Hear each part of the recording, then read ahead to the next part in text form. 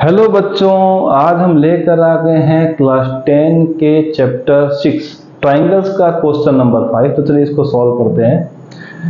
मेरा नाम है गौरीशंकर माहेश्वरी और आप देख रहे हैं आपका अपना channel GSM sir. Question given है बच्चों 5 में DE parallel OQ, DF parallel OR.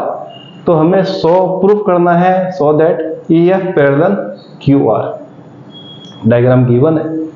तो सबसे पहले हम क्या करते हैं बच्चों, एक ट्राइंगल को पिक करते हैं जो कि हमें इस पर्टिकुलर पैरेलल लाइंस के बारे में कहानी बताता है, डीई और ओक्यू।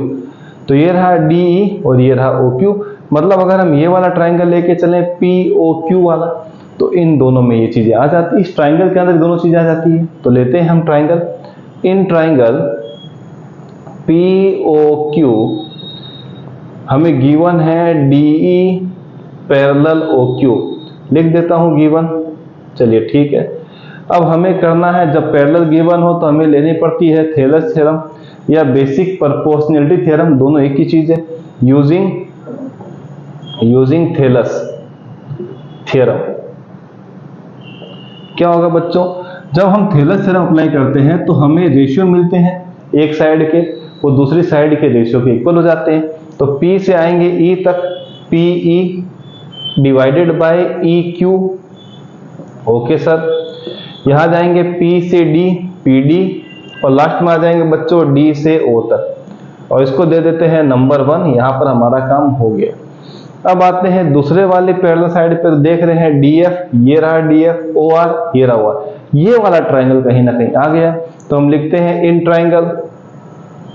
ट्राइंगल क्या आ जाएगा बच्चों, POR। ठीक है सर। जैसे ही POR ट्राइंगल लिया तो हमें गिवन है DF और OR आपस में क्या है, पैरेलल है। तो DF पैरेलल OR, ये क्या है बच्चों, गिवन है। हमने लिख दिया है गिवन है, तो कोई दिक्कत भी नहीं है। जैसे ही ये वाली चीज है तो हम अप्लाई करेंगे Thales theorem, using Thales theorem. अब थेलस थ्योरम लगाएंगे तो क्या होगा, जो रेशियो आएंगे वो फिर से इक्वल होंगे। तो एक हो जाएगा P से D वाला PD डिवाइडेड बाय D से O DO is equal to P से F PF, और लास्ट आएगा F से R इसके साथ। इसको देते हैं नंबर 2। अब 1 और 2 को थोड़ा सा चेक करें तो PD अपॉन DO हमें मिल गया है एक साइड में। तो जब एक साइड इक्वल हो तो दूसरा साइड ऑटोमेटिक इक्वल। तो हम यहाँ लगाते हैं यूजिंग 1 and 2। 1 and 2 में क्या होगा बच्चों, जैसे लगाएंगे तो ये वाले चीजें इक्वल हैं, तो ये दोनों भी आपस में क्या हो जाएगी, इक्वल हो जाएगी। तो मैं लिख देता हूं PE upon EQ is equal to PF upon FR। अब चेक करेंगे तो PE अपॉन EQ ये रहा, दूसरा है PF अपॉन FR। और रेशियो अगर इक्वल होते हैं किसी ट्राइंगल के किसी दो साइडों के, तो 101% वो मानिए कि जो रेशियो इक्वल हो रहे हैं तो कहीं ना कहीं लाइन पैरेलल हो जाती है थर्ड साइड के। मतलब हम यहाँ अप्लाई कर देंगे, देखिएगा गौर से, PE EQ PF FR ratio तभी इक्वल होंगे जब वो दो लाइनें पैरेलल होगी जिसको हमने कंसिडर किया था। लाइन यहाँ पर कौन सी हो जाएगी, EF पैरेलल हो जाएगी QR के। तो अप्लाई करना है सिंपल सा, using converse of Thales theorem. जब आपके पास रेशियो इक्वल हो तो हो जाती है कन्वर्स ऑफ थेलस थ्योरम और लाइन बन जाती है पैरेलल।